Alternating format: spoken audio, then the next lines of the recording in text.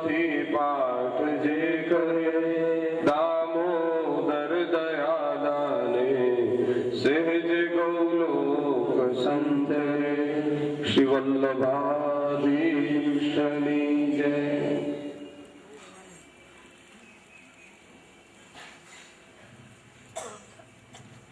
ઉપસ્થિત વંદનીય વૈષ્ણવજનો, પરમ કૃપાળુ શ્રી ઠાકોરજીની, શ્રી યમુનાજીની, મહાપ્રભુજીની, મા કુલદેવીની એવं સદગુરુદેવની અસીમ કૃપાથી મનોરથી પરિવારને આંગણે સુંદર ભાગવતજીની કથાનું આયોજન થયું છે. સંકલ્પ કરવાનું કામ ભક્તોનું હોય છે અને સંકલ્પ પૂર્ણ કરવાનું કામ પરમાત્માનું હોય છે. માનવ જાણે હું કરું, કરતલ દૂજો કોઈ, આદર્યા સૌ અધવચ રહે, હરી કરે સો હોય. માટે આ પુણ્ય પવિત્ર કાર્ય આપણા પૂર્વજોનું પુણ્ય હોય, આપણું કોઈ પૂર્વનું પુણ્ય હોય તો જ શક્ય બને. પિતૃજનોનું સ્મરણ કરી અને આ ભાગવત રૂપી ભાવાંજલિનું ભક્તિસભર આયોજન અહીં કરવામાં આવ્યું છે. સૌપ્રથમ રિદ્ધિ સિદ્ધિ સહિત જેમનું સ્થાપન થયું છે એવા ગરબા ગણેશજીને વંદન કરીએ. આપણા સત્કર્મના સાક્ષી બે છે, એક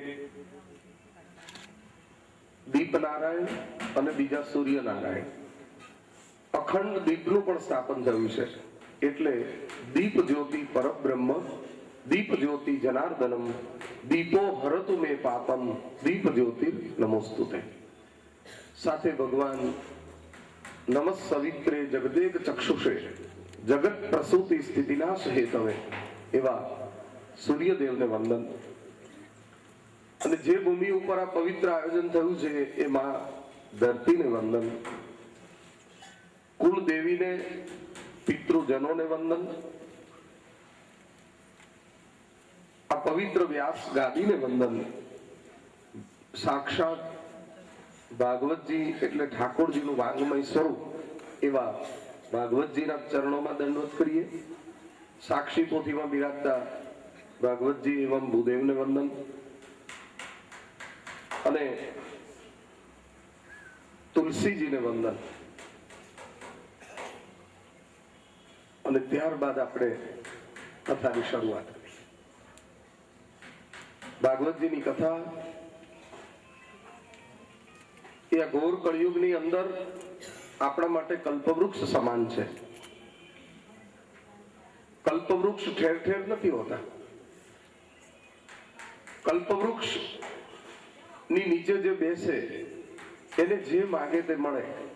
એમ ભગવાન કલ્પવૃક્ષ છે અને એમની છત્ર છાયામાં જો કોઈ પહોંચી જાય તો જો ઈચ્છા કરતૌ મન માહી, રામ કૃપા કછું દુર્લભ નહીં. તમે શુભ સંકલ્પ કરો અને ભગવાન એની પૂર્તિ કરે. એનું આ પ્રત્યક્ષ ઉદાહરણ છે. ભગવાન જયારે અતિશય કૃપા કરે છે ત્યારે આ જીવને લૌકિક ભૌતિક પદાર્થો નથી આપતા, પણ આવો સત્સંગ આપે છે.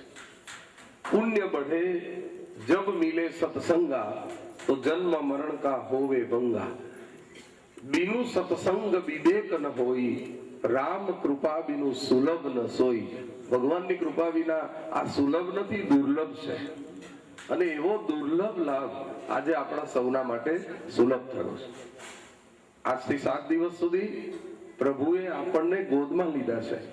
અહીં નીચે પાથરેલી ગાદી અને શેત્રંજી એ મોદ નથી, પણ પ્રભુની પ્યારી ગોદ છે. અને એમાં બેસવાનું પરમ સૌભાગ્ય આપણને પ્રાપ્ત થયું છે.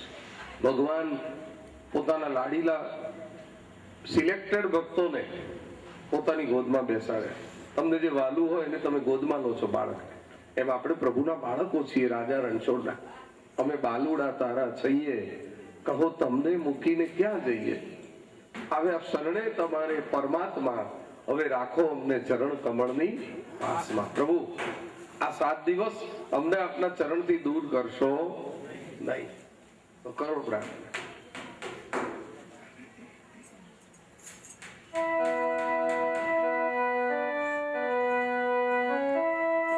અમે બાલુડા તારા છીએ, કહો તમને મૂકીને ક્યાં જઈએ?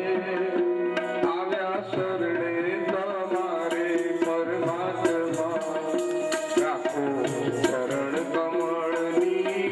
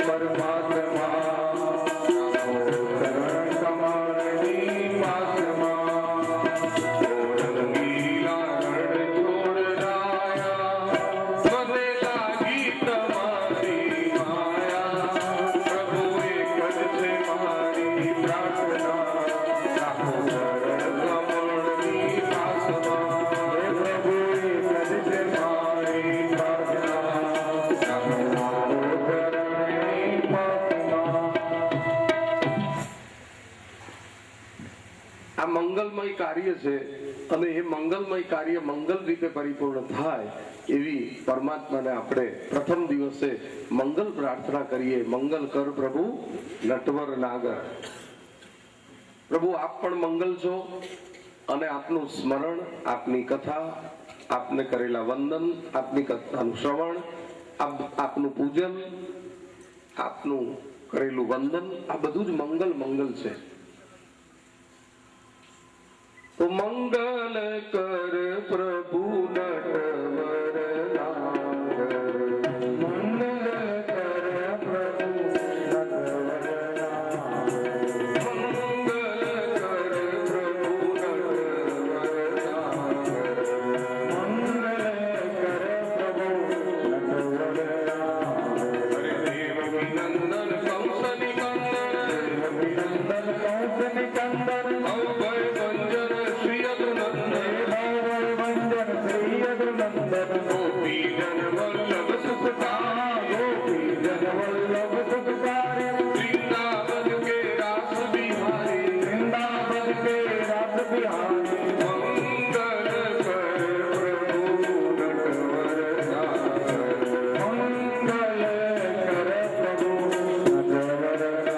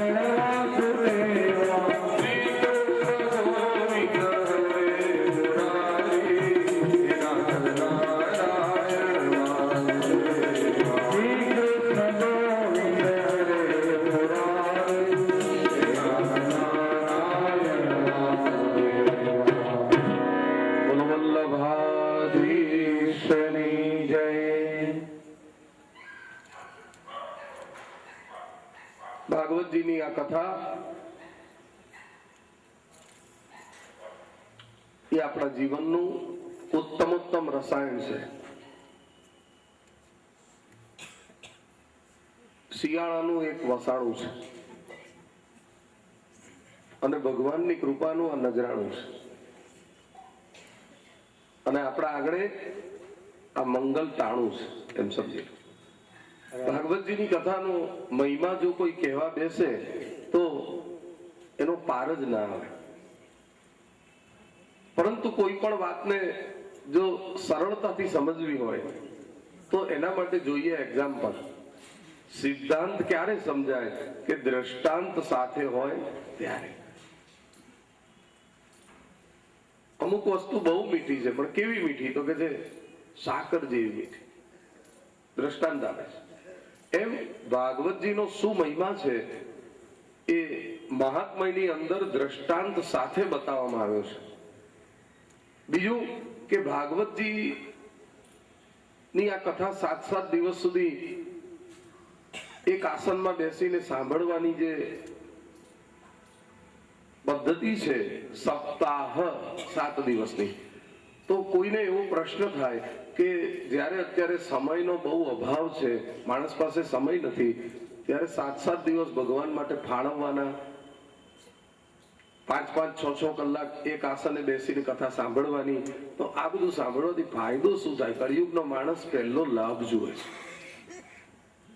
એટલે ભાગવતના મહાત્મ્યમાં ભાગવતથી શું લાભ થાય એ બતાવ્યો છે. જ્યાં સુધી એનો તમે મહિમા ન સમજો, એનું મહાત્મય ન સમજો, એનો શું લાભ છે, એનું શું ફળ છે તે ન જાણો, ત્યાં સુધી તમને ભાગવત કથા સાંભળવામાં પૂર્ણ પ્રીતિ જાગે નહીં. કોઈ વ્યક્તિના બહુ વખાણ સાંભળો, પછી તમને ઈચ્છા થાય કે એમને મળવું છે, એમને જોવા છે, એમને સાંભળવા છે, આવી એક ઈચ્છા થાય. એમ ભાગવતનો તમે મહિમા બરાબર સાંભળો, પછી તમને થાય કે નહીં, ભાગવતજી તો આના શ્રવણનો આટલો બધો મહિમા હશે, આનું આવું ઉત્તમ ફળ હશે.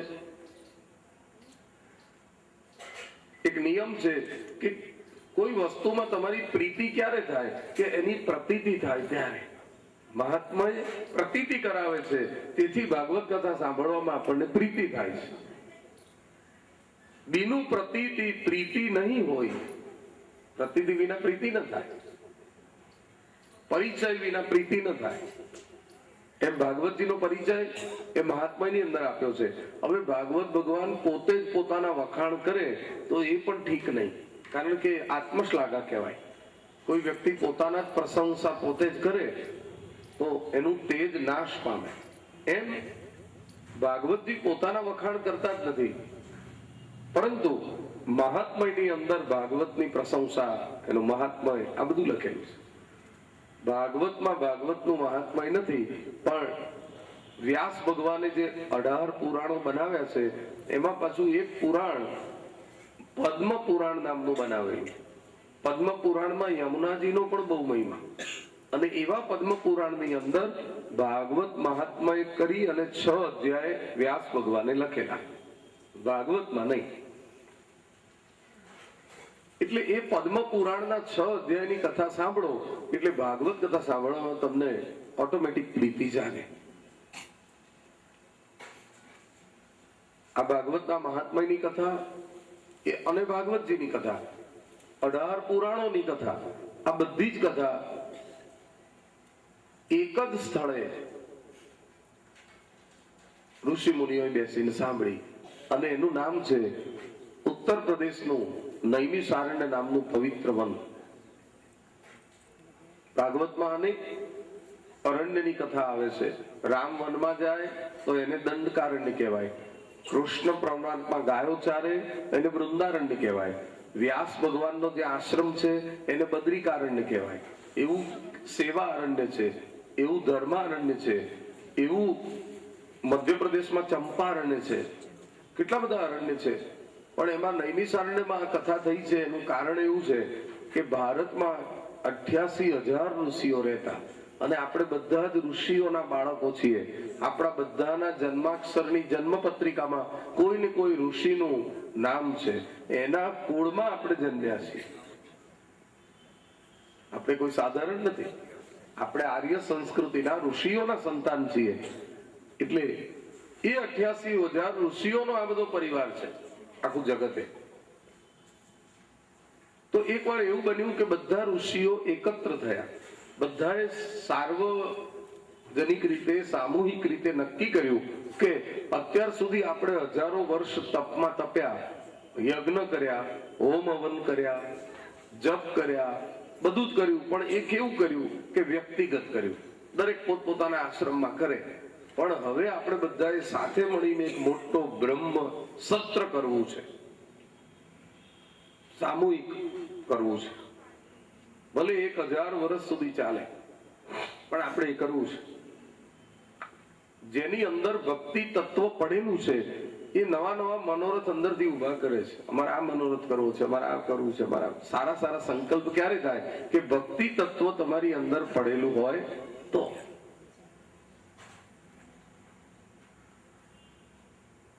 બધા જ ઋષિઓ ભેગા થયા. હવે પ્રશ્ન એ થયો કે કયા સ્થાનમાં બેસીને આ બ્રહ્મ સત્ર કરવું. ભૂમિના 3 પ્રકાર છે: સાત્વિક, રાજસી અને તામસી. સાત્વિક ભૂમિમાં બેસો એટલે સાત્વિક વિચારો આવે. કોઈ સિદ્ધ ભૂમિમાં બેસો, પવિત્ર, તમારું કાર્ય સિદ્ધ થઈ જાય. ભગવાનને પ્રાર્થના કરી, અમને કોઈ એવી સિદ્ધ ભૂમિ બતાવો કે એમાં બેસીને અમે 1000 વર્ષનું બ્રહ્મ સત્ર કરીએ. ભગવાને બ્રહ્માજીને આજ્ઞા કરી એટલે બ્રહ્માજીએ એક ચક્ર પૃથ્વી ઉપર પધરાવ્યું. ઋષિ મુનિઓને કહ્યું, આ ચક્ર પૃથ્વી ઉપર અનેક સ્થળે ફરશે, પણ ફરતું ફરતું જે જગ્યાએ જઈને સ્થિર થઈ જાય એ સ્થાનમાં બેસીને તમે બ્રહ્મ સત્ર કરજો. સિદ્ધ ભૂમિનું પ્રમાણ આ ચક્ર આપશે. ચક્ર પૃથ્વી ઉપર મૂક્યું. ચક્ર અનેક સ્થળે ફરવા લાગ્યું. ફરતું ફરતું અયોધ્યા સમીપે લખનઉ નામનું જે મોટું શહેર છે, એ લખનઉ થી 130 કિલોમીટર દૂર સીતાપુર જિલ્લો છે. એમાં ગોમતી નદીને કિનારે અત્યંત ગાઢ જંગલ, અને એ જંગલમાં જઈ અને આ ચક્ર ત્યાંની ભૂમિમાં સ્થિર થઈ ગયું. ત્યાંની ભૂમિની અંદર સમાઈ ગયું ઊંડે. જે જગ્યાએ સમાયું ત્યાંથી ગંગાજીનો એક પુનિત પ્રવાહ અંદરથી બહાર આવ્યો, અને એ જગ્યાનું નામ પડ્યું ચક્ર તીર્થ, કારણ કે ત્યાં ભગવાનનું આપેલું ચક્ર સમાયું. અને ચક્ર તીર્થમાંથી જે ગંગાનો પ્રવાહ જે પ્રગટ થયો એ વહેતો વહેતો નજીકની ગોમતી નદીમાં સંગમ થયો, એટલે ગોમતીનું નામ ગોમતી ગંગા પાડ્યું. અને ઋષિ મુનિઓએ આ ભૂમિમાં બેસી અને બ્રહ્મ સત્ર કરવાનો નિર્ણય કર્યો. ત્યાંની 84 કોષ જેટલી ભૂમિ સંપાદિત કરી. ત્યાં બધા ઋષિ મુનિઓએ પોતાના રહેવાના સ્થાન ઉભા કર્યા, પર્ણકુટીઓ બનાવી, અને જે અગ્નિહોત્રી હતા એ બધાએ અંદર અગ્નિદેવની સ્થાપના કરી. કથાનું એક સ્થળ નક્કી કર્યું. રોજ 3:30-4 વાગે ઉઠીને બધા ગોમતી નદીમાં નહાય, અને પછી પોતાનું જે નિત્ય કર્મ હોય, સંધ્યા વંદન, ગાયત્રીના જાપ, સૂર્ય ઉપાસના, હોમ હવન બધું કરે, અને એમાંથી નિવૃત્ત થાય એટલે જે કથાનું એક સ્થળ નક્કી કરેલું ત્યાં 88,000 ઋષિઓ શ્રોતા બનીને બેસી જાય. એક વ્યાસપીઠ બનાવેલી, અને વ્યાસપીઠ ઉપર સૌનક નામના મુનિને બેસાડેલા. કારણ કે સૌનક મુનિ કથા કહેવામાં હોશિયાર હતા બધા કરતા, એમને બેસાડે. સૌનક મુનિ બધાને સરસ કથાઓ સંભળાવે, સત્સંગ કરે. જેમ ઘણા લોકો શિબિર નથી રાખતા કે ભાઈ આટલા દિવસની શિબિર છે, અમારે ભાગ લેવો છે, એવી આ ઋષિ મુનિઓની એક શિબિર જ હતી. 1000 વર્ષનો પણ આ લાંબો કાર્યક્રમ. જે જગ્યાએ આ ચક્ર સ્થિર બન્યું એ જગ્યાનું નામ નૈમિષારણ્ય એટલે પડ્યું. ચક્રની નેમી શીર્ણ થઈ એટલે નૈમિષારણ્ય. એ એટલી બધી પવિત્ર ભૂમિ કે ત્યાં તમે આંખનો પલકારો થાય એટલી વાર પણ બેસીને ભજન કરો તો તમને સિદ્ધિ પ્રાપ્ત થાય. રામાયણમાં તુલસીદાસજી લખે છે કે તીર્થોનો રાજા પુષ્કર છે, પણ તીર્થોનો વર નૈમિષારણ્ય છે. તીર્થરાજ પુષ્કર, પણ તીર્થવર નૈમિષારણ્ય. તીર્થ બર નૈમિષ વિખ્યાતા, અતિ પુનિત સાધક સિદ્ધિદાતા. અતિ પુનિત, અતિ પવિત્ર જગ્યા, અને સાધક ત્યાં સાધના કરે તો એને સિદ્ધિ પ્રાપ્ત થાય એવી પવિત્ર ભૂમિ. સૌનક મુનિ બધાને સત્સંગ કરાવે છે, અને અહીંથી આ મહાત્મ્યની કથા શરૂ થાય છે. નૈમિષારણ્યથી સત્યનારાયણની કથાનો પણ પહેલો અધ્યાય નૈમિષારણ્યથી શરૂ થાય છે. કથા રાખો કે તો શાસ્ત્રી કથા કરવા આવે એટલે પહેલો શ્લોક બોલે, એકદા નૈમિષારણ્યે ઋષય સૌનકાદય. ત્યાંથી શરૂઆત કરે સત્યનારાયણ કથાની. એકદા નૈમિષારણ્યે. તો ભાગવતની શરૂઆત પણ નૈમિષે સુતમાસીન અહીંથી થાય. નૈમિષે સુતમાસીન મભિવાદ્ય મહામતિમ કથામૃત રસાસ્વાદો કુશલ સૌનકો બ્લવિત. સૌનક મુનિ કથા કહેવામાં કુશલ છે એ બધાને કથા કહે છે. બ્રહ્મસત્ર બરાબર જામ્યું છે.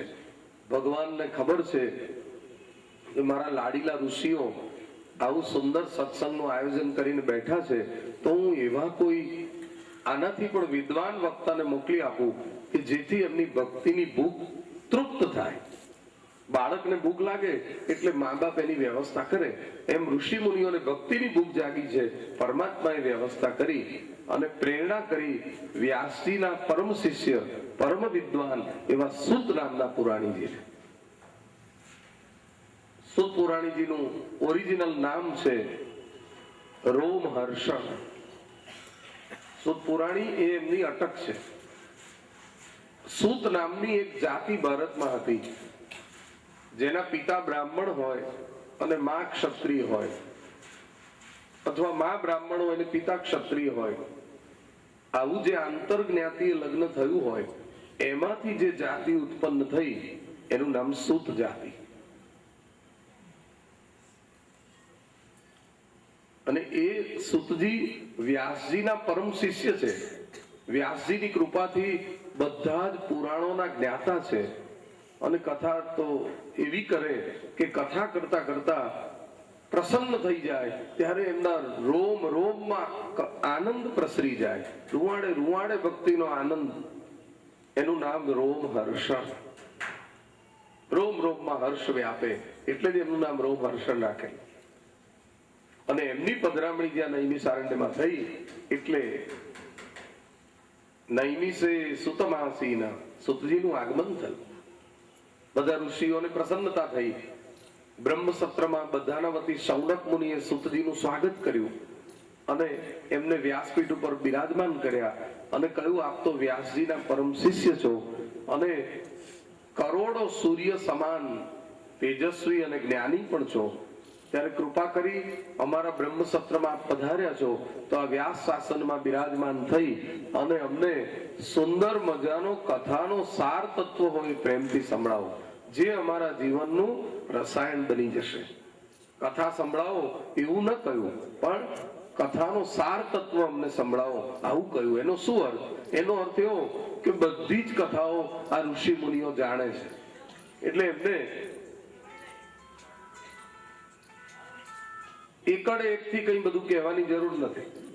એમને તો બધી કથાનો જે સાર તત્વ છે ને એ ઇન શોર્ટ કે એટલે એમને બધું ખ્યાલ આવી જાય. એમને તો સીધું માખણ જોઈએ છે. દૂધ તો બહુ પીધું, દહીં બહુ જમ્યા, છાશ પણ બહુ પીધી. અમારે તો જોઈએ છે પેલું તત્વ. કોઈ લીટર 2 લીટર દૂધ પીએ અને સામે જો 2 તોલા માખણ ખાય તો દૂધનું બધું જ તત્વ પેલા 2 તોલા માખણમાં આવી જાય. સમજી ગયા? બધો જ સાર એમાં છે, માખણમાં, દૂધનો. એમ બધા જ પુરાણોનો સાર તત્વ જેમાં હોય એવો કથાનો સાર સંભળાવો, કથા નહીં. અજ્ઞાન દ્વાંત વિદ્વંસ સૂર્યકોટી સમપ્રભ સુતાખ્યાહી કથા સારમ મમ કર્ણ રસાયણમ. જે અમારા કાનનું રસાયણ બને. સાંભળીને ઋષિ મુનિઓ ની આ વાત સાંભળીને સૂતજી પ્રસન્ન થયા. સૂતજી કહેવા લાગ્યા, હે સૌનકાદિ મુનિઓ, મારી દ્રષ્ટિએ બધી જ કથાનો સાર તત્વ એટલે શ્રીમદ ભાગવત મહાપુરાણની કથા. આપણા ખિસ્સામાં 1000 રૂપિયાની કરન્સી નોટ હોય એટલે એમાં બધી નાની નાની નોટો આવી જ જાય. 500 ની આવે, 100 ની આવે, 50 ની, બધું અંદર આવી ગયું. હાથીના પગલામાં જેમ બધા પગલા આવી જાય એમ ભાગવતજીની કથામાં બધી જ કથાઓનો સાર આવી જાય. બીજા બધા શાસ્ત્રો અને પુરાણો એ નાની નાની સરિતાઓ છે, પણ ભાગવતજી એ તો મહાસાગર છે. બીજા બધા પુરાણને માત્ર પુરાણ કે છે, અગ્નિ પુરાણ, ગરુડ પુરાણ, પદ્મ પુરાણ, પણ ભાગવતજીને પુરાણ નથી કહેતા, શ્રીમદ ભાગવત મહાપુરાણ એમ કે. બીજા બધા પુરાણ છે, આ મહાપુરાણ છે. અને એ ભાગવતજીની કથા મેં ગંગા કિનારે પરીક્ષિત રાજાની નજીક બેસીને સંપૂર્ણ સાંભળેલી. પરીક્ષિત રાજા આગળ સુખદેવજીએ કથા શરૂ કરી ત્યારે પણ હું હતો. જ્યારે તક્ષક નાગ આવ્યો અને પરીક્ષિતના દેહને દંશ દીધો, એને કેવી રીતે મોક્ષ મળ્યો એ પણ મેં મારી નરી આંખે જોયેલું છે. એટલે ભાગવતના સુદ પુરાણી આઈ વિટનેસ છે અને એ અહીં પધાર્યા છે. પોતાના અનુભવથી સુદજી કહે છે કે હે ઋષિઓ, હસ્તિનાપુર નરેશ પરીક્ષિત રાજાએ કલિયુગની પ્રેરણાથી એક ઋષિનું અપમાન કર્યું. એને 7 દિવસ પછી તક્ષક કરડવાનો અને મૃત્યુનો શ્રાપ લાગ્યો. પોતાનો અંતકાળ સુધારવા ગંગાના કિનારે આવ્યો. ત્યાં મોટા મોટા ઋષિ મુનિઓને ખબર પડી એટલે એ પણ આવ્યા અને ભગવાનની પ્રેરણાથી સુખદેવજી મહારાજ પણ ત્યાં પધાર્યા. અને મને ખબર પડી કે સુખદેવજી મહારાજ રાજા પરીક્ષિતને કલ્યાણકારી સુંદર કથા સંભળાવવા આવ્યા છે. એટલે હું પણ ત્યાં પહોંચી ગયો. પણ હું ગયો ને ત્યારે તો આખો સંત સમાજ ગંગા કિનારે ભરાઈને બેઠેલો. મને એવી ઈચ્છા ખરી કે સૌથી આગળ બેસવા મળે, સુખદેવજીનું બરાબર મુખારવિંદ દેખાય અને કથાનો એક પણ શબ્દ સાંભળ્યા વગરનો વ્યર્થ ન જાય. એટલે એકાગ્રતા જળવાય. એટલે મને આગળ બેસવાની બહુ ઈચ્છા. પણ આગળ બેસવું હોય તો વહેલા જવું પડે અને હું ગયો મોડો. હવે ત્યાં તો ગંગા કિનારો આખો ભરાઈ ગયેલો, આગળ તો બેસવાની જગ્યા જ નહીં. સોનાના સિંહાસનમાં સુખદેવજી બેઠેલા, એમના શ્રી ચરણમાં પરીક્ષિત રાજા બેઠેલા, બાકી તો બધા સંતો બેઠેલા. હવે મોડા જઈ અને બધાને ઓળંગી અને આગળ જઈને બેસવું એ મને શિસ્ત ભંગ જેવું લાગ્યું. એટલે મને થયું કે કથાની પણ કોઈ શિસ્ત હોય છે. એટલે મેં એવું નક્કી કર્યું કે બહુ જ પાછળ બેસવામાં આવશે તો મને સુખદેવજીના ધાર્યા પ્રમાણે દર્શન નહીં થાય. એટલે મેં નક્કી કર્યું કે હું ઉભો ઉભો કથા સાંભળીશ. મારા શરીરને કષ્ટ પડશે તો સહન કરી લઈશ. એટલે હું ઉભો રહ્યો. સુખદેવજીની સોનાના સિંહાસનમાંથી નજર પડી કે આટલા બધા શ્રોતાઓ બેસીને કથા સાંભળે છે, ત્યારે આ એક શ્રોતા તો બધાથી અલગ જ છે કે જે ઉભો ઉભો કથા સાંભળે છે. હું બેઠો બેઠો કથા કરું અને આ ઉભો ઉભો સાંભળે તો એને કેટલું બધું શારીરિક કષ્ટ પડે. એટલે સુખદેવજીને મારા ઉપર દયા આવી અને એમણે મને ત્યાંથી ઈશારો કર્યો કે તું આગળ આવી જા. અને સુખદેવજીએ સ્વયં મને આગળ આવવાની આજ્ઞા કરી. એટલે આગળ જે ઋષિઓ બેઠેલા એ બધાને થયું કે આ સુખદેવજીના કોઈ ખાસ કૃપા પાત્ર છે. એટલે અને સત્સંગીઓમાં એક ગુણ હોય છે કે અળી મળીને રહે. સત્સંગીઓના મનડા એવા, એકબીજામાં બળી જાય એવા. એટલે બધાએ મને જગ્યા આપી દીધી બેસવાની. મારી જગ્યા થઈ ગઈ અને મને છેક આગળ બેસવાનો લાભ મળી ગયો.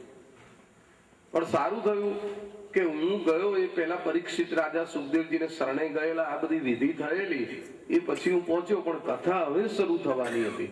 થોડીક વાર પહેલા જ સુખદેવજીએ રાજા પરીક્ષિતને શરણમાં લીધો, એને શિષ્યત્વ આપ્યું, એના મનનું સમાધાન કર્યું અને હવે કથા આમ શરૂ જ થાય છે અને મારી ત્યાં એન્ટ્રી થઈ અને આગળ બેસવા મળ્યું. હવે સુખદેવજી કથાની શરૂઆત આમ કરવા જાય છે ત્યાં નવાઈની વાત એ બની ઋષિઓ કે સ્વર્ગની અંદર દેવતાઓને આ સમાચાર મળેલા કે ગંગા કિનારે ભાગવત કથા થવાની છે. એટલે દેવતાઓ એમનું સ્વર્ગામૃત એક કુંભમાં ભરી અને અહીં લઈને આવ્યા. કારણ કે સ્વર્ગમાં આવી કથાનો લાભ મળતો નથી. મને નવાઈ લાગી કે દેવતાઓ અહીં આવ્યા. પરીક્ષિતે કથા વક્તુમ સભાયામ સંસ્થિતે શુકે સુધા કુંભમ ગૃહીત્વૈવમ દેવાસ્તત્ર સમાગમન. દેવોનું ત્યાં આગમન થયું અને જે સૌથી આગળ દેવ હશે એમના હાથમાં અમૃત કુંભ હતો. દેવતાઓએ આવી સુખદેવજીને વંદના કરી અને નિવેદન કર્યું કે અમે સ્વર્ગમાં સમાચાર મળ્યા કે આપ ભાગવત કથા કરવાના છો, એટલે અમે ખાસ કથાનું શ્રવણ કરવા આવ્યા છીએ. કૃપા કરી અને અમને પણ કથા સંભળાવો. અમે ખાલી હાથે નથી આવ્યા, અમે સ્વર્ગનું અમૃત લઈને આવ્યા છીએ. માટે અમારું આ સ્વર્ગામૃત આપ સ્વીકારો અને આપનું કથામૃત એના બદલામાં અમને આપો. હવે જે અદલા બદલીની વાત કરી ને એ સુખદેવજીને ના ગમી. આ તો વિનિમય થયો અને હું વિક્રય કરવા, વિનિમય કરવા કે અદલા બદલી કરવા નથી બેઠો કે અમારું અમૃત લો ને એના બદલામાં તમારું અમૃત આપો. અને કદાચ દેવતાઓએ આવું કહ્યું તો કહ્યું, પણ એમને એ ખબર નથી કે ભાગવતની કોઈ કિંમત જ ન હોય. ભાગવત કથા તો અમૂલ્ય છે, એની કોઈ કિંમત ના કહી શકે. ભાગવત રૂપી અમૃત એટલું બધું સર્વોચ્ચ શ્રેષ્ઠ છે કે એને બીજા કોઈ અમૃત સાથે સરખામણી ના કરી શકાય. દેવતાઓએ ભૂલ શું કરી કે અમારું અમૃત લો ને તમારું અમૃત દો એના બદલામાં. એટલે શું આ ભાગવત રૂપી અમૃત સ્વર્ગના અમૃતની તોલે આવે? સુખદેવજીને યોગ્ય ન લાગ્યું. આ તુલના જ ખોટી છે. અને બીજું, સુખદેવજી એવા પ્રવક્તા છે કે એમને કોઈ વસ્તુની જરૂર જ નથી. સુખદેવજી તો દિગંબર રહે છે, દિશારૂપી વસ્ત્ર, જંગલમાં રહેવાનું, એકાંતમાં રહેવાનું, ગુફામાં રહે. એમને તો રહેવા માટે ઘરની જરૂર નથી, કે જમવા માટે અન્નની જરૂર નથી, કે અંગ ઢાંકવા માટે કોઈ વસ્ત્રની જરૂર નથી. પછી એ તો માત્ર રાજાનું કલ્યાણ કરવા જ આવ્યા છે. જે વક્તાને રોટી, કપડા કે મકાન કોઈ વસ્તુની જરૂર જ નથી, એ કથાના બદલામાં કંઈ પણ શું કામ લે? એની જરૂર જ નથી. પછી નથી એમને ભૂખ લાગતી, નથી એમને તરસ લાગતી, નથી એ કપડા પહેરતા, નથી એ કોઈ બાંધેલા મકાનમાં રહે, નથી એમને કોઈ જવાબદારી, નથી એમને કોઈ સંસાર. ચાહ ગઈ ચિંતા ગઈ, મનવા બે પરવાહ, જાકો કછું ન ચાહીએ, વો તો સાહન કો સાહ. એવા હતા, નિષ્પૃહી હતા. એટલે એમણે દેવતાઓને કહ્યું કે મારે સ્વર્ગામૃતની કોઈ જરૂર નથી. ચૂપચાપ દેવતાઓ કથા સાંભળવા બેસી ગયા હોત તો કોઈ જ પ્રશ્ન નતો. સુખદેવજી તો બધાને કથા સંભળાવવાના હતા, એમાં કોઈ ભેદભાવ નતો. પણ દેવતાઓએ જે અમૃત ધરવાની વાત કરીને બહુ મોટી ભૂલ કરી બેઠા. એટલે સુખદેવજીને એવું લાગ્યું કે આ લોકો કથા સાંભળવાના અધિકારી નથી, આ અનઅધિકારી છે, એટલે અમને મારે કથા સંભળાવવી નથી. એમણે ભાગવત રૂપી અમૃતની તુલના એમના સ્વર્ગના અમૃત જોડે કરી. સ્વર્ગનું અમૃત તો અમારા માટે તુચ્છ છે. કોઈનું બહુ પુણ્ય ભેગું થાય તો કદાચ સ્વર્ગમાં જાય, એ સારી વાત છે. પણ સ્વર્ગમાં ગયા પછી ત્યાં ભજન ભક્તિ કે પુણ્ય થતું જ નથી. ત્યાં ગયા પછી ભોગ ભોગવે છે દેવતાઓ. સ્વર્ગ એ ભક્તિની ભૂમિ નથી, સ્વર્ગ એ ભોગ ભૂમિ છે. અને ત્યાં દેવતાઓ બધા ભોગ ભોગવે છે. અને જેમ જેમ ભોગ ભોગવે એમ એમનું પુણ્ય ક્ષીણ થતું જાય છે, નાશ પામે છે. અને જે દિવસે સંપૂર્ણ પુણ્ય ક્ષીણ થઈ જાય એ દિવસે પાછા ઊંધે માથે પાછા પૃથ્વી ઉપર અવતાર લઈને પાછા આવે છે નીચે. તો જે અમૃત તમને ત્યાં લઈ ગયા પછી પાછું ઠેરના ઠેર લાવીને મૂકે, એ અમૃત પીવાનો અર્થ શું? સ્વર્ગનું સુખ તો થોડા સમય માટેનું છે. 4 દિન કી ચાંદની ફિર અંધેરી રાત જેવું છે. રામાયણમાં એક ચોપાઈ છે, સ્વર્ગહુ સ્વલ્પ અંત દુઃખદાયી. સ્વલ્પ એટલે થોડાક સમય માટે સ્વર્ગ સારું, પણ એનો અંત સારો નથી. પુણ્ય પૂરું થયું નથી, પૃથ્વી ભરાય.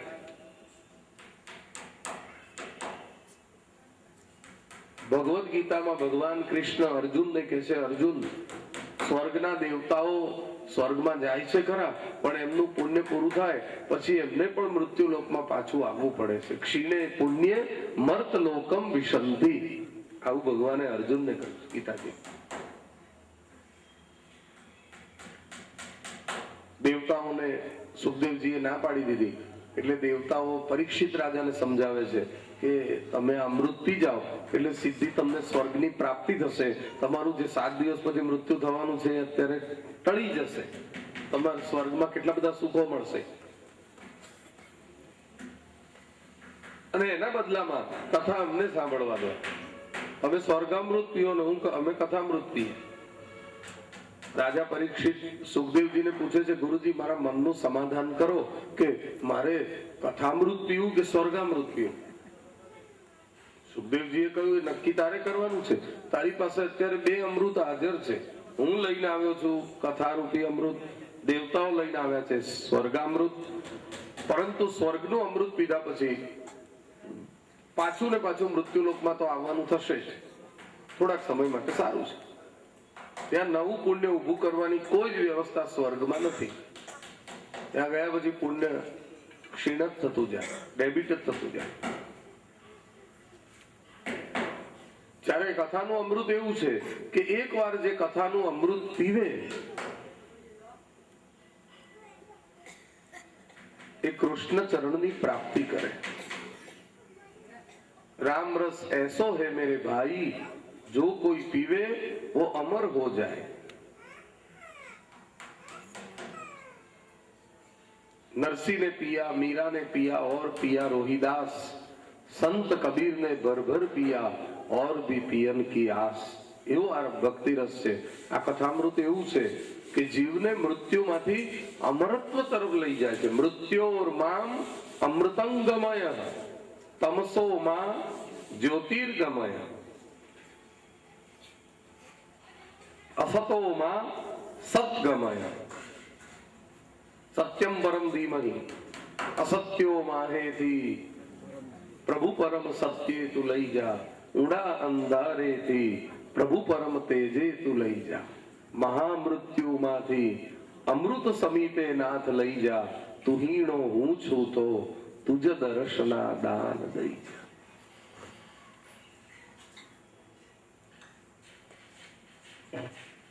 હવે તું નક્કી કર, કથામૃત પીવું છે કે સ્વર્ગામૃત પીવું છે? સ્વર્ગમાં જવું છે કે ભગવાન કૃષ્ણના ચરણ પાસે જવું છે? ભોગ ભૂમિમાં જવું છે કે વૈકુંઠ ભૂમિમાં જવું છે? રાજા કહે છે નહીં નહીં, જો સુખ જ ભોગવવા હોય તો પછી હું મારું રાજમહેલ, બધું સુખ, બધો વૈભવ છોડીને અહીં ગંગા કિનારે કેમ આવ્યો છું? મારું મરણ સુધારવા, મૃત્યુમાંથી અમરત્વ તરફ જવા અને સંસારમાંથી સર્વેશ્વર તરફ જવા હું અહીં આવ્યો છું. એટલે મારે સ્વર્ગામૃત નથી પીવું. ના સ્વર્ગનું અમૃત સુખદેવજીએ સ્વીકાર્યું, ના સ્વર્ગનું અમૃત પરીક્ષિતે સ્વીકાર્યું, અને દેવતાઓને ખાલી હાથે સ્વર્ગમાં પાછું જવું પડ્યું, કથા મળી નહીં, એમની ભૂલને લીધી. તો આ કથા દેવોને પણ દુર્લભ છે, આપણા માટે સુલભ છે. એટલે કથા, ભાગવત કથા માટે કહ્યું છે સુરાણામ અપી દુર્લભમ, દેવોને પણ દુર્લભ. અને જયારે આવો લાભ આપણને સુલભ થાય તો પછી આ વહેતી ભાગવત કથાનું ખોબલે ખોબલે પાન ના કરીએ 7 દિવસ. અને એટલે પુનિત મહારાજ ગાતા, હરિરસ લાગ્યો રે હો મીઠો. રાજા પરીક્ષિત કહે છે કે હરિરસ પીવો છે, બસ હરિરસ લાગ્યો રે હો મીઠો, હરિરસ લાગ્યો રે હો મીઠો, હરિરસ લાગ્યો રે હો મીઠો, હરિરસ લાગ્યો રે હો મીઠો. અરે એવો રસ કદી ન દીઠો, એવો રસ કદી ન દીઠો. બીજા રસ તો કડવા ખાટા, બીજા રસ તો કડવા ખાટા, પીતા આવે પરિણામ માઠા, પીતા રે હો મીઠો.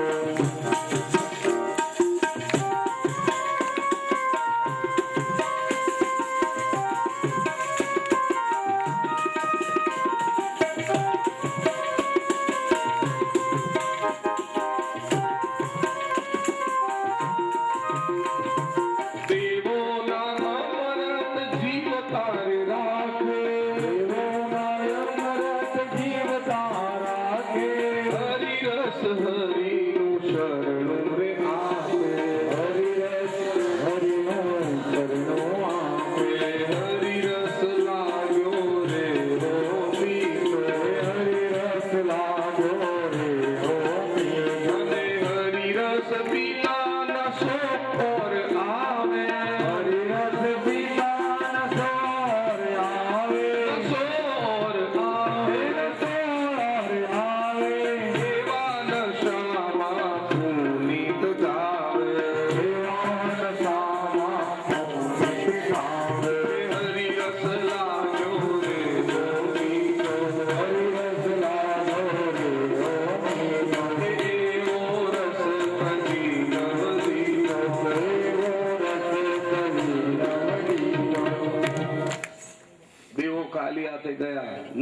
દિવસ કથામૃતમ કરવી અને 7 દિવસનો ગામ ધુમાડો કરવો છે.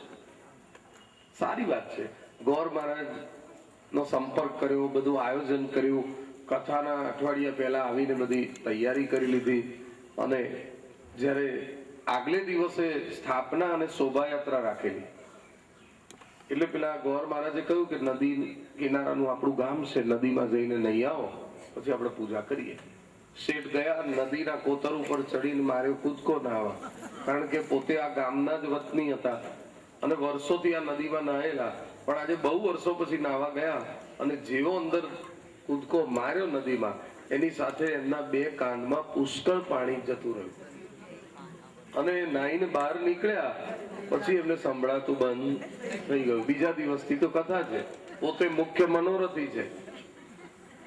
ગોર મહારાજે એમને ઈશારાથી પૂજા કરાઈ સ્થાપના. આખું ગામ કથા સાંભળે, હિલોળે ચડ્યું, પણ શેઠ ને એક શબ્દ પણ સંભળાતો નથી. 7 દિવસ આમ બેસી રહ્યા, બધાએ કથા સાંભળી, ઘણા ઉપચાર કર્યા, બધું કર્યું, પણ જલ્દી ખુલ્યો નહીં કાનનો શ્રવણ શક્તિ.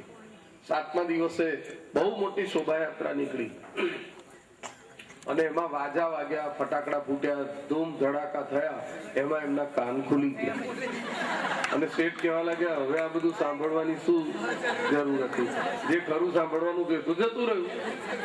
એટલે કહ્યું છે, સકલ પદાર્થ હે જગ માહી, ભાગ્યહીન નર પાવત નાહી. ભાગ્યમાં હોય તો જ આ બધું મળે.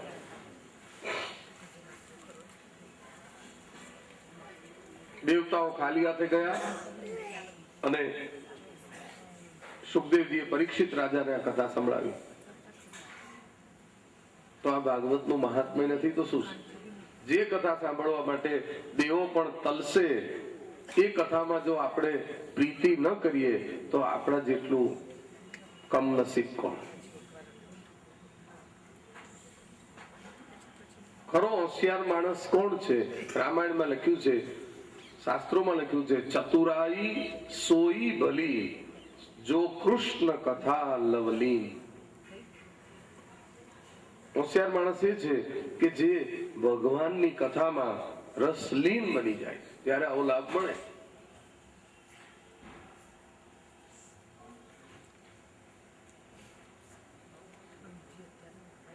સુત પુરાણી ઋષિ મુનિઓને હવે આગળ દ્રષ્ટાંત દ્વારા કથા સંભળાવે છે. એ ઋષિ મુનિઓ અનેક જન્મોનું પુણ્ય જમા થયું હોય ત્યારે જ આ લાભ મળતો હોય છે. જન્માંતરે ભવેત પુણ્યમ તદા ભાગવતમ લભેત, ત્યારે ભાગવતજી મળે. તો ભાગવતના મહાત્મ્યનો આ પહેલો અધ્યાય ચાલે છે અને પહેલા અધ્યાયની અંદર સુત પુરાણીજી નું આગમન થાય છે અને સુત પુરાણીજી સનત કુમારો અને નારદજી ની કથા કહે છે. અને ભાગવતમાં અને એના મહાત્મ્યમાં એક નિયમ છે કે જે શ્લોકમાં એકદા શબ્દનો ઉલ્લેખ કરેલો હોય એ કોઈ ખાસ પ્રસંગ હોય છે તો જ એકદા શબ્દ લખ્યો હોય. હવે આવે છે શ્લોકમાં એકદા શબ્દ. શ્રી સુત ઉવાચ એકદા હિ વિશાલાયામ ચત્વાર ઋષયો મલા સત્સંગાર્થમ સમાયાતા બદ્રસુસ્તત્ર નારદમ. એકદા હિ, એક સમયે હિમાલયની અંદર બદ્રીનારાયણ થી ઉપર વિશાલા નામનું ક્ષેત્ર છે બદ્રીનારાયણ પાસે. અને જ્યાં બદ્રીનારાયણ બિરાજે છે, સૂર્યવંશના વિશાલ રાજાએ ત્યાં તપશ્ચર્યા કરેલી એટલે એનું નામ વિશાલા ક્ષેત્ર પડેલું. અને એ વિશાલા ક્ષેત્રમાં બ્રહ્માજીના મનમાંથી પ્રગટ થયેલા 4 ઋષિઓ બેઠા છે, સનક, સનંદન, સનાતન અને સનત કુમારો. અને ત્યાં નારદજીની પધરામણી થઈ. એકદા હિ વિશાલાયામ ચત્વાર ઋષયો મલા સત્સંગાર્થમ સમાયાતા. સત્સંગ કરવાની ઈચ્છાથી કોણ આવ્યું? દદ્રસુસ્તત્ર નારદમ, નારદ મુનિ પધાર્યા. નારદ મુનિ એટલે કોણ? તો આપણા શાસ્ત્રોમાં કહ્યું છે ભગવાનનું મન એટલે નારદજી. ભગવાનનું મન છે. નારદજી માટે સમાજમાં ગમે એવી માન્યતા હોય, પણ ખરો અર્થ એવો છે નારદજી એટલે ભગવાનનું મન. એ ત્યાં પધાર્યા. 4 ઋષિઓએ નારદજીને અને નારદજીએ ઋષિઓને વંદન કરે. નારદ મુનિ બહુ ચિંતાનો બોજ લઈને આવ્યા હોય એવું લાગતું હતું. એટલે સનત કુમારોએ પૂછ્યું કે નારદજી, તમારે વળી કઈ ચિંતા હોય? જેને ઘર હોય, પરિવાર હોય, એને ચિંતા હોય. નરસિંહ ગાડો, મીરા ગાડી, ગાડી સબરી નાર, અને નારદજી તો એવા ગાડા, એને બાંધ્યા નહીં ઘર બાર, જુઓ આ તો ગાડાની વણજાર.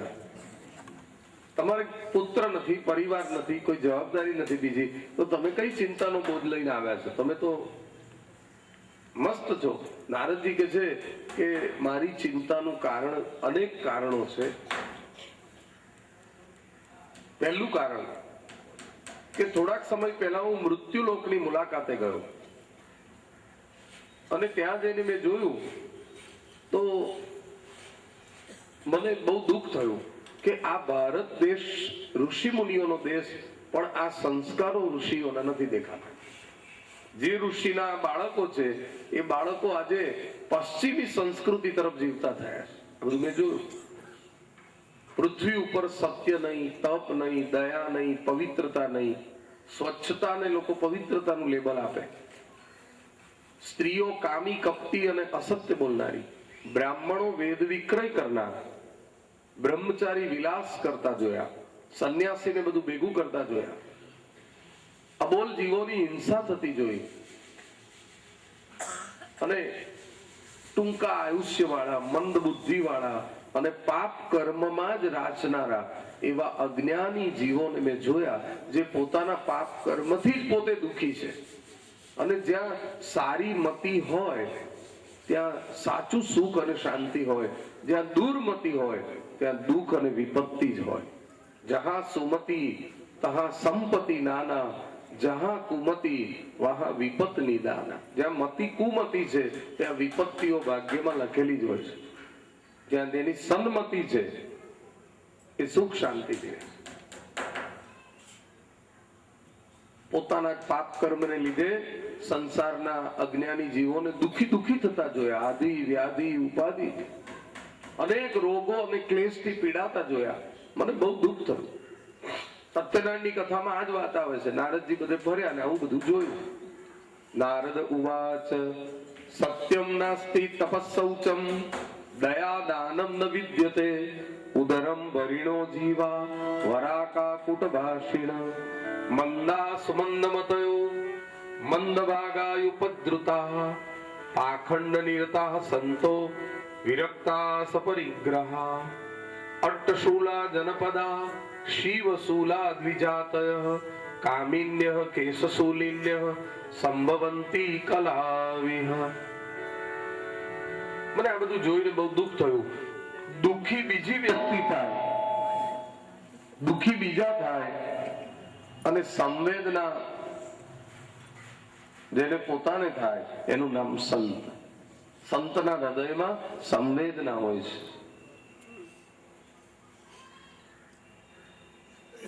જો બીજાનું દુઃખ જોઈને તમારું દિલ દ્રવી જાય તો માનજો ભગવાનની તમારા ઉપર કૃપા છે.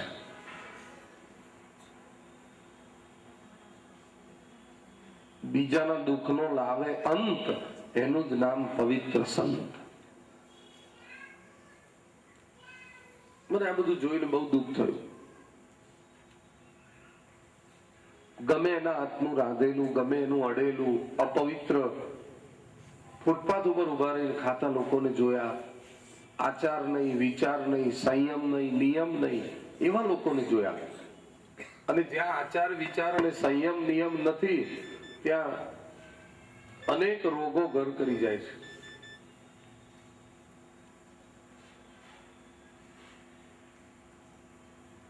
આપણા પૂર્વજો કંતાન પહેરીને રસોઈ કરે, કુવાનું જ જળ વાપરે. અમદાવાદમાં બેરોનેટ શેઠ બધી સગવડ કરી લાયા, પાણી લાયા, પાણીની પાઇપો લાયા, ખાડા ખોદ્યા, એટલે લોકો એને જેમ તેમ બોલવા લાગ્યા, એનું આમ થજો, તેમ થજો, આવું પાણી કે પીવાતું હશે નળનું, પાઇપનું. બહુ પહેલાના લોકો વિરોધ કરતા, કારણ કે બધી પોળે પોળે કુવા હતા, ઘર ઘરમાં ટાંકા હતા, અને એ પાણી જ વાપરે. અપરસમાં રસોઈ કરે, કોઈ રસોડામાં બેસી ન શકે. આવી એક પવિત્રતા, આચાર વિચાર હતો, સંયમ અને નિયમ હતા, એ આજે જતા રહ્યા. પાળે એનો ધર્મ અને મારે એની તલવાર, એવું થઈ ગયું. એટલું તો ઠીક છે, પણ ન ખાવાનું ખાય, ન પીવાનું પીવે. આ બધું જોઈને દુઃખ જ થાય ને. શું આપણા ઋષિ મુનિઓએ એવું ધાર્યું હશે કે ભવિષ્યનું ભારત આવું હોય? ક્યાંક બકરો લટકતો હોય કાપેલો, ક્યાંક મરઘો લટકતો હોય, ક્યાંક ઈંડાની લારીઓ ફરતી હોય શિયાળામાં હિન્દુ વિસ્તારો. આ ધર્મ ક્યાં ગયો?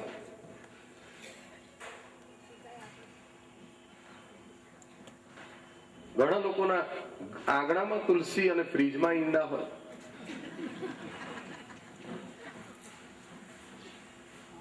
સન્ડે હોય આ મંડે, મત ખાવ વંડે.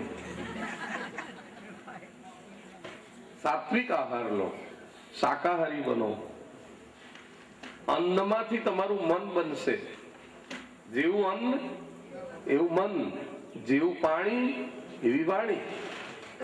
સાત્વિક અન્ન લેશો, સાત્વિક વિચારો આવશે, તમારું જીવન સાત્વિક અને પવિત્ર બનશે. અને આજે આ બધું જતું રહ્યું છે. એટલે નારદજી કે મને બહુ દુઃખ થયું, મારું મન વ્યગ્ર થઈ ગયું. મારા મનને શાંત કરવા માટે હું તીર્થાટન કરવા નીકળી ગયો. અનેક પવિત્ર તીર્થોમાં મેં ભ્રમણ કર્યું. હરદ્વાર ગયો, કુરુક્ષેત્ર ગયો, કાશી ગયો, દ્વારકાપુરી ગયો, જગન્નાથપુરી ગયો, બધે ફર્યો. જેટલા તીર્થોમાં ગયો ત્યાંના કોઈ પણ દેવ મંદિરમાં મને મૂર્તિ દેખાઈ, પણ અંદર માધવ ના દેખાયા. મૂર્તિ હતી, માધવ નો. કેમ કે તીર્થોમાં પણ લોકોની ધાર્મિક લાગણીઓનો દુરુપયોગ કરવામાં આવે છે. તીર્થમાં જઈને લોકો લૂંટાય છે. તીર્થોમાં પણ અનેક પ્રકારનું પાપ કર્મ થાય છે. ત્યારે નારદજીને થયું કે તીર્થોમાં પણ આ પરિસ્થિતિ. અન્યત્ર કરેલું પાપ તીર્થમાં લોકો ધોવા માટે આવે, જ્યારે તીર્થમાં જ આવીને પાપ કરે તો એ તો અનેક ગણું ભોગવવું પડે. અન્ય ક્ષેત્રે કૃતમ પાપમ તીર્થ ક્ષેત્રે વિનશ્યતિ, તીર્થ ક્ષેત્રે કૃતમ પાપમ વજ્રલેપો ભવિષ્યતિ. એટલે મને વધારે દુઃખ થયું.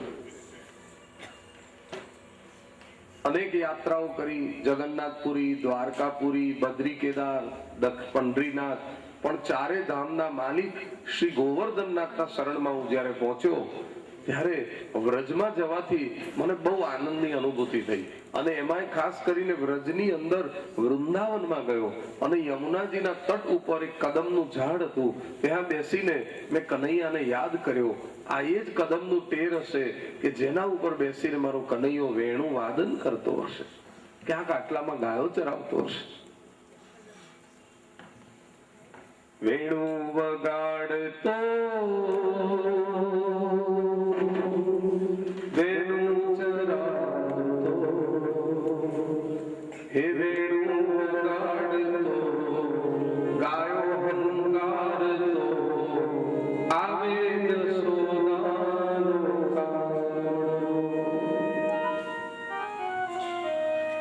ક્યાંક કાકડી ચાળો કરતો હશે, ક્યાંક ગોપીનો પાલો પકડી દાણ માંગતો હશે. એવી મને અનુભૂતિ થઈ. પ્રભુના જ લીલાના વિચારો સ્પંદનો દ્વારા મારામાં જાગૃત થયા અને હું કૃષ્ણ લીલાના ચિંતનમાં ખોવાઈ ગયો. ચિંતા જતી રહી. ચિંતન થયું ને ભગવદ લીલાનું, એટલે ચિંતા જતી રહી. મારું મન પ્રસન્ન થયું, ત્યાં પછી ચિંતા થાય એવું દ્રશ્ય સામે જ દેખાયું. શું જોયું? એક સુંદર સ્વરૂપવાન યુવતીને જોઈ. એની આજુબાજુ સેંકડો સ્ત્રીઓ એની સેવામાં બેઠેલી જોઈ. અને આ સ્ત્રી અત્યંત રૂપાળી હતી, આટલી બધી સ્ત્રીઓ એની સેવા કરતી હતી, તો પણ બેઠી બેઠી આ સ્ત્રી આંસુ સારતી હતી. આમ તો સંતની દ્રષ્ટિ કોઈ સ્ત્રી સામે ધારીને જોવાની ન હોય, પણ કોઈને દુખી જુએ એટલે સંત એનું દુઃખ જાણ્યા વિના, એનું દુઃખ દૂર કર્યા વિના જંપે નહીં. એ પાછો એનો સ્વભાવ. એટલે હું તો એ સ્ત્રીની નજીક ગયો, અને નજીક ગયો ત્યારે આ સ્ત્રીના ખોળામાં 2 પુરુષો સૂતેલા, એ પણ મેં જોયું. મને આશ્ચર્ય થયું. મેં પરિચય પૂછ્યો કે આપ કોણ છો? ત્યારે એ યુવતીએ મને પરિચય આપ્યો.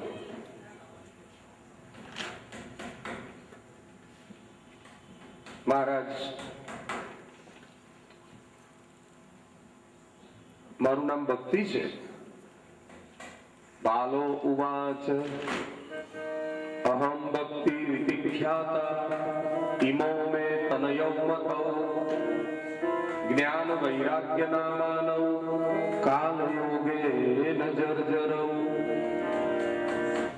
ઉત્પન્ના દ્રવિડે સાહમ વૃદ્ધિમ કર્ણાટકે ગતાઃ કશ્ચિન કશ્ચિન મહારાષ્ટ્રે ગુર્જરે જીર્ણતાંગતાઃ.